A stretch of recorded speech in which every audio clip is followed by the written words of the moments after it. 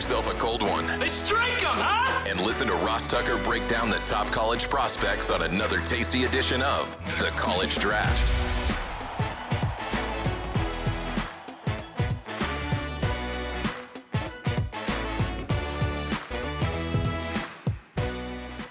Yeah, it's Daddy Soda time here on the College Draft Podcast, presented, of course, by DraftKings. I'm Ross Tucker, former NFL offensive lineman. Most of you know that. 5 teams, 7 years. Thank goodness. Enabled me to get these broadcasting gigs. I don't think they announced it yet, but I think I'll be in the booth Sunday, CBS, for the Ravens at the Browns. Need to check the Ravens out tonight. Absolutely love this show, which is why we're dropping it in the feed as well for the Even Money Betting Podcast, because this show is really 3 shows in one, right? In 25 minutes or less, number one, we're going to talk about the biggest games in college football. Number 2, we're going to talk about the best NFL draft prospects that are in those games.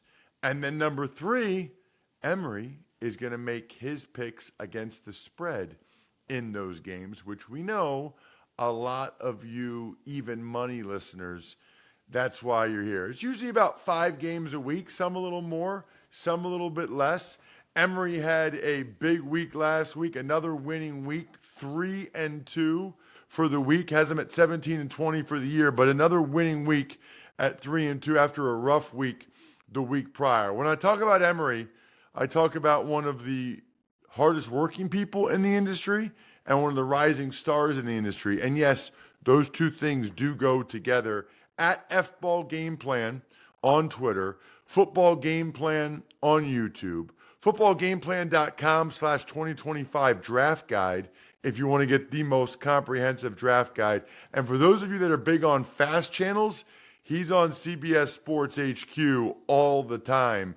I know a lot of you guys have that pulled up on whatever fast channel system it is that you use. Emory, we'll start with last week's results. I probably should have mentioned I'm at Ross Tucker NFL on social. We're at Ross Tucker Pod, and we appreciate those of you that check us out. YouTube.com/Ross Tucker NFL. If you like what you hear today, please subscribe and please rate and review. Both those things help quite a bit. Your 3 hits, Emory. You had Oklahoma State getting 9 against BYU. They lost 35. That was a close, good game. You had Indiana. I was a little skeptical of this one, to be honest with you. You had Indiana laying 6.5. They smashed Nebraska. I was not expecting that.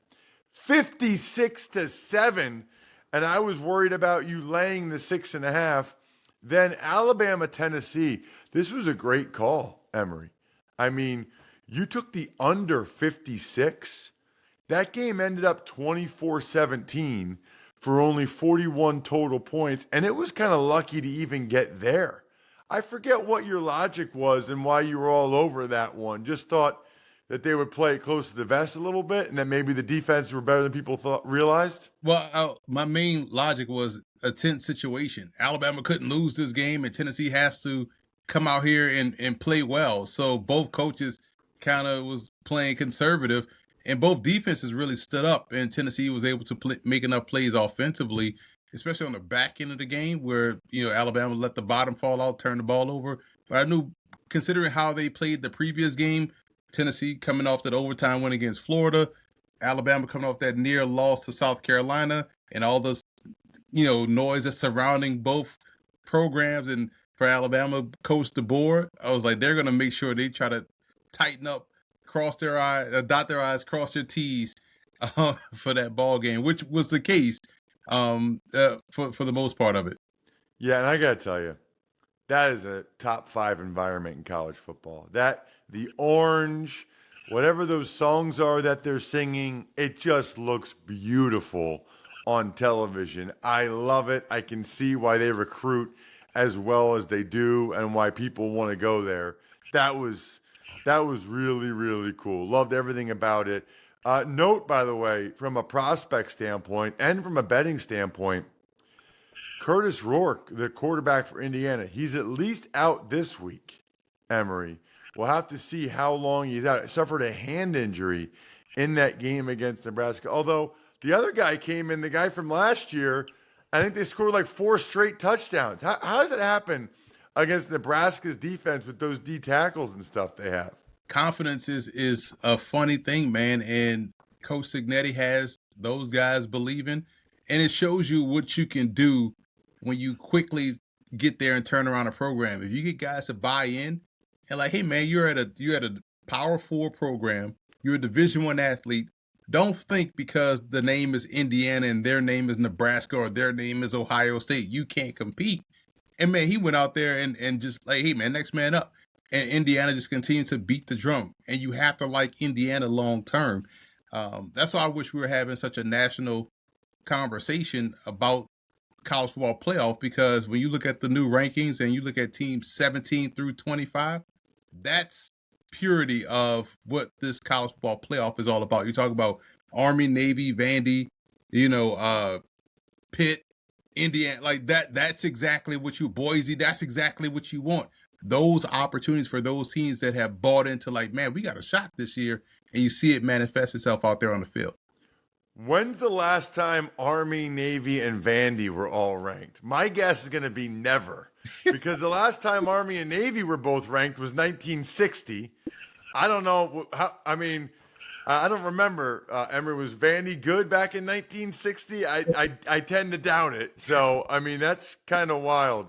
So all right, so you're all over the under in Alabama, Tennessee, all over laying the points with Indiana and Oklahoma State, who was not able to knock off BYU. It is wild to look, by the way, at the rankings and see like BYU ahead of Notre Dame or some of the schools ahead of Alabama. It's like, man, it's in a weird way. You wouldn't think it'd be the case with the transfer portal NIL. You'd think it'd make the rich richer.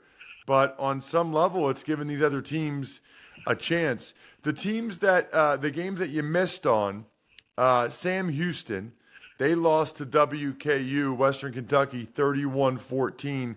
And you laid the 3.5 with Texas.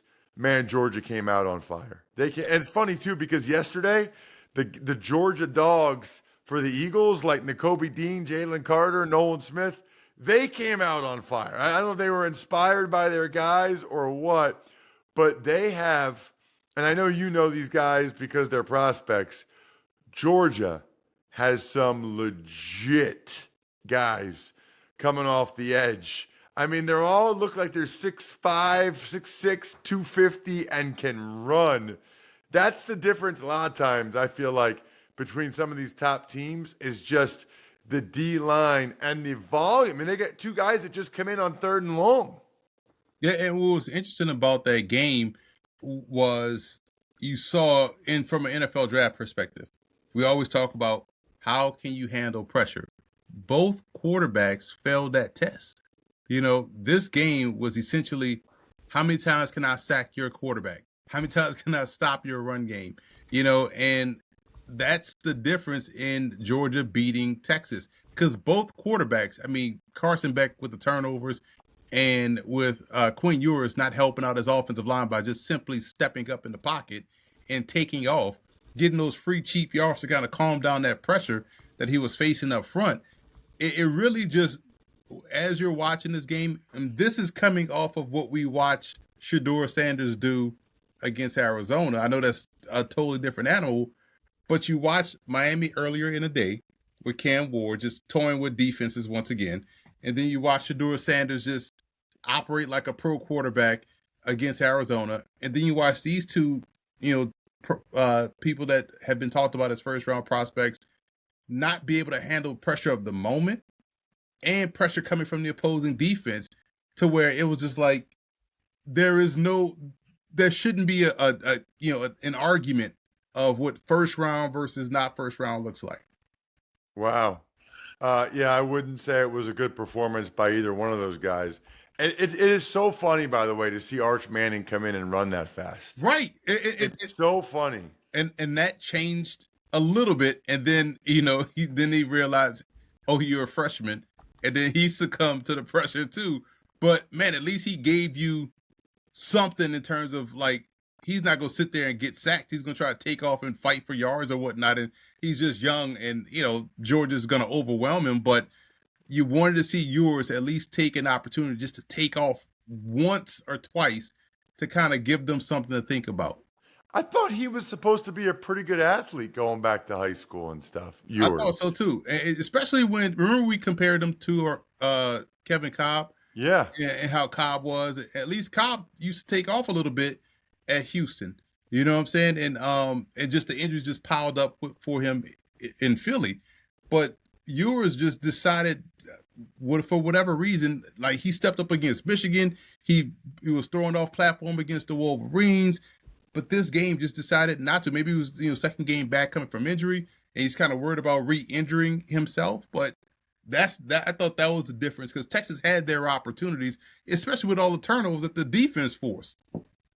Let's get to Emory's picks for Week 8 in college football, presented by DraftKings.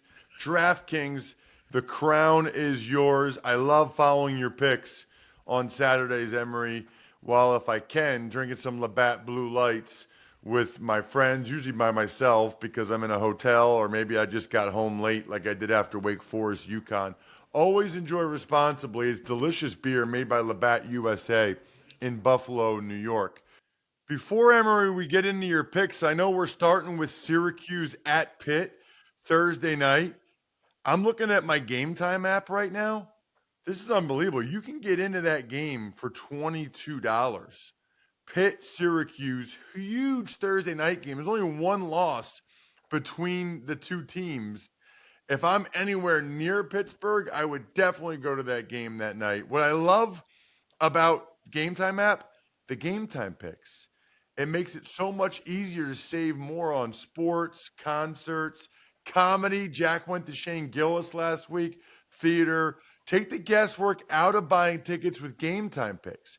Download the Game Time app, create an account, and use code DRAFT for $20 off your first purchase. Terms apply. So again, create an account and redeem code DRAFT for $20 off. Download Game Time today. What time is it? Game time. Okay, big game. Syracuse against Pitt, Emory. Syracuse is getting 5.5 on the road Thursday night against the undefeated Pitt Panthers. It's interesting because we talk about the top 25, but we forget about how many good teams have one loss that are not ranked. Syracuse is one of them. They're 5-1, and this is a big game not only for the ACC, but potentially getting Syracuse back in the top 25. They have a top 25 victory against UNLV. They went on the road and beat UNLV. But when you're looking at the prospects in this game, for Syracuse, offensive lineman Savion Washington, 6'9", 340. And for a guy that's 6'9", 340, he moves extremely well. When you talk about getting a guy that plays tackle out on the move and using him in the run game in terms of like pulling around and kicking out blocks or climbing to the second level, he is checking boxes like crazy. So he's someone to watch for Cuse in this ballgame, amongst other guys that we've talked about before, talking about Cuse games. And Kanata Mumfield for Pitt, I compare him to I would say he gets buckets, right? He's just a hooper, because he does a lot of things really well, man. He just finds first downs. Like, he's not the fastest, he's not the most dynamic, he's not the tallest, but he's consistently making plays with the ball in his hands or at the catch point. He returns kicks. He's going to be someone that's going to be like a core special teamer, one of those quote-unquote fan favorites that you see during the preseason, because he just finds ways to make plays whenever he's out there on the field. So those are two prospects I'll be keeping an eye on in this ball game. In terms of the point spread, I'm going to just take Syracuse plus the points. Big game here. They realize the opportunity. They've been in this situation before, being underdogs to UNLV, went out there and got the win outright. So I see them keeping this one under that 5.5 number. Yeah, I kind of like Syracuse to maybe even win the game outright. Just feels like Pitt's not going to go undefeated, and this would be one of the games, like a Thursday night game, that they would lose. I can feel that. Hey, there's a huge game in the Mountain West Friday night. It'll be my guys on CBS Sports Network. I'll be watching Rich Waltz, and Turbo, Robert Turbin, Boise State, and I believe still the Heisman favorite, Ashton Genty, on the road at UNLV, who's having a terrific season. They only have that one loss to Syracuse in overtime. Boise is laying 3 on the road in Vegas, Emory. This will be about what have you learned from the last time you were in this situation for UNLV.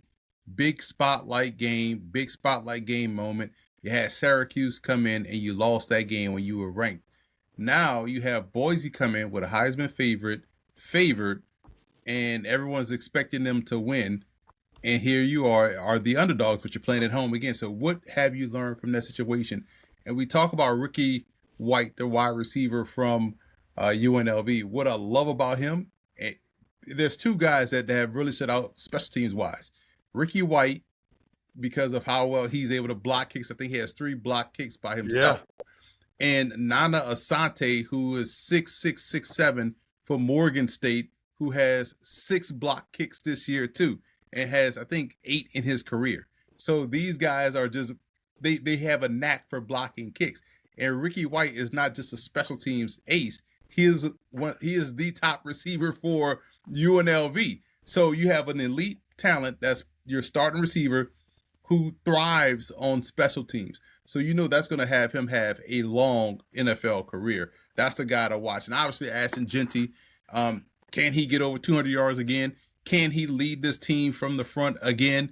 And can he, consistently fight through, the defenses that know that he's getting the football? What I would love to see Ashton Genty do as a prospect is learn to evade some defenders, because I feel like every time we watch a clip or watch him play, he's bouncing off 14 different tacklers before he's able to break free. You love the yeoman's effort of toughness, but you got to start making some guys miss, because you don't want to take on that much contact as a pro. But sometimes it's unavoidable, but sometimes it is avoidable. And just so you want to be able to sustain and last. And this is a spotlight game for them. I feel like this is one where UNLV will learn from their past mistakes and win this ball game. So I'm going to take them plus the points here against Boise. All right. Emory likes UNLV at home +3. I like that bet as well, Emory. I really do. I think it's a toss-up game. UNLV's playing at home. You're getting the 3. I wish they were getting 3.5. I'd feel even better about it. I love on the Even Money podcast when I get the 3.5. But that's a really interesting point about Ashton Genty. Everybody talks about his yards after contact. Everybody talks about his contact balance. How about yards without contact? How about yards before contact? Let's get more of those. I think it's a really, really good point by you. No question. All right. Moving on to a juicy now SEC game, which might be a little bit under the radar. Feels like this is always a rivalry over the years. LSU, who only has that one loss in the opener to USC, who has 4 losses. USC has 4 losses in the Big Ten. Michigan, who's not good. Minnesota, who's okay. Penn State, who's pretty good, and Maryland, who's okay. I mean, USC, they found they had a better go of it in the SEC than they have in the Big Ten. They're getting 3 points as a top 10 team on the road at A&M. Emory. I want to spotlight Kyron Lacey, not because he's LSU's top receiver, but for a broader soapbox point, Ross. We've seen the University of Louisiana produce some amazing talent. Recruit, cultivate, develop. Kyron Lacey was a raging Cajun, right? Osiris Torrance, who went with Billy Napier to Florida, was a raging Cajun. Montrell Williams, the running back, Johnson, starting running back for the Florida Gators, was a raging Cajun. How crazy is that? Imani Bailey, who's playing the NFL now, that was a star at TCU, was a raging Cajun. Shout out to the Raging Cajun program for cultivating and developing talent. Now this guy is on LSU, and I've seen Kyron Lacey slowly develop into a consistent threat. And that's where you wanted to see him grow. As a Raging Cajun, he had talent, but he was a little inconsistent.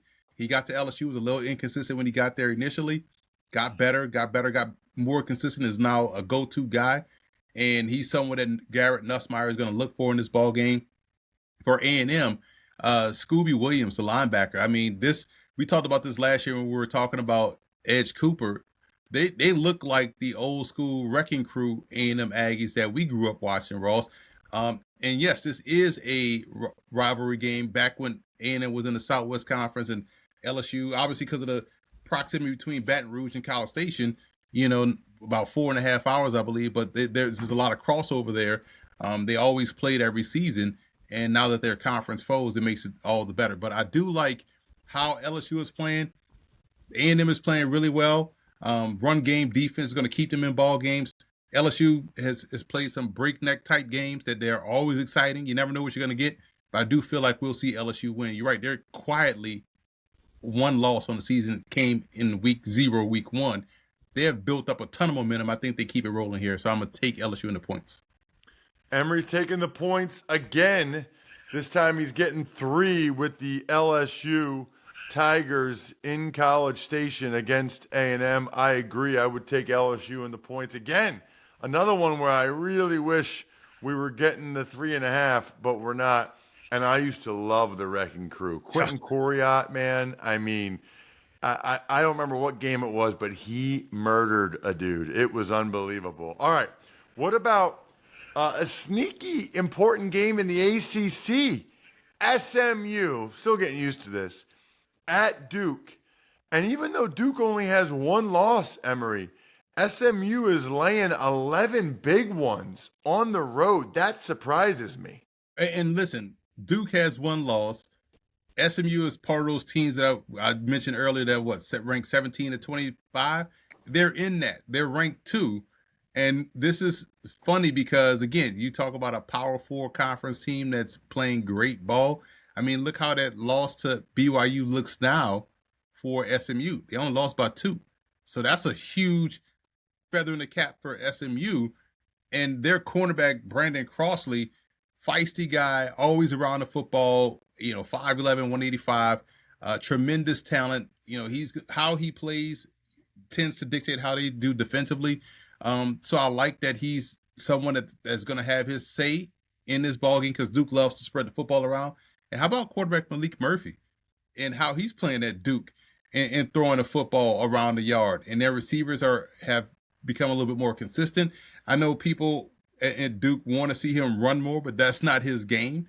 But his game is to play from the pocket and make throws. He wants to throw the football. I saw one play last week that I was impressed with where it was 4th and I want to say 2 or 4th and 1, and they ran the football and they got smashed. And you see him walking off on the side like, man, trust me in that situation. Let me throw the football. Let me get these yards. I like that. This guy wants the ball in his hands in those moments. Like, he was frustrated. So this is going to be a big game because, I mean, if Duke knocks off a ranked SMU, you got to rank Duke now, and Duke becomes a live player in the ACC once again, despite only having 1 loss. So I will lay these 11 points with SMU. Despite all of the glowing things I said about Duke, I feel like SMU is so much better with Jennings at quarterback. They're so much more dynamic. They're good on both sides of the line of scrimmage, which is important against Duke, and they'll have enough of those possessions. I trust their secondary before I trust Duke's receivers. I think that's where they'll get those possessions from Duke to help cover the spread. So I'm going to lay these points. Wow, not me. Although people that listen or watch the Even Money podcast know I would never lay 11 points. We'll see. On the road, you're laying 11. Although I guess the fact that that's the line says something about something. Anything else jump out at you over the weekend here, Emory? We got about 1.5 minutes left. Anything else, whether it's from a betting perspective or from a draft and scouting perspective, really stand out? Well, I like that we saw the Dakota marker game in how it did. That's South Dakota State versus North Dakota State. North Dakota State knocked off the number 1 team, South Dakota State. We saw Harding, the reigning Division II national champions, lose to Ouachita Baptist as well. So we saw a lot of Titans go down. in college football, which makes the sport just so phenomenal when you watch it just from a fan perspective. I love always seeing fans storm the field in these big win moments. Love the storming of the field. It's interesting, too, calling the Wake Forest UConn game last Saturday, a couple days ago. Wake Forest, their program has really been hurt by the portal and NIL, especially after the 22 season. They lost Sam Hartman and a bunch of other guys. Meanwhile, for UConn, it's actually been a real positive. I think UConn, because of their name brand from basketball, right? Like everybody knows UConn. They've won the national championship the last couple of years. So UConn has a bunch of transfers playing for them that are playing well, and they're a reason why Jim Mora and his team are 4-3. Meanwhile, for Wake Forest, it's kind of gone the other way, although they're doing a better job of retaining some of their best players. Like their running back, Damon Claiborne, is pretty impressive, and they've been able to retain him, and they got Bachmeier, a quarterback there. So they're getting there with their collective and where they need to be. All right, love the bets. SMU, LSU, UNLV, Syracuse. I will be watching all weekend. The keg is kicked. We are all tapped out. Thanks for tuning in to College Draft. Make sure to also check out the Ross Tucker Football Podcast, Even Money, and Fantasy Feast, all on the DraftKings Network, YouTube, or subscribe to the podcast on your favorite platform.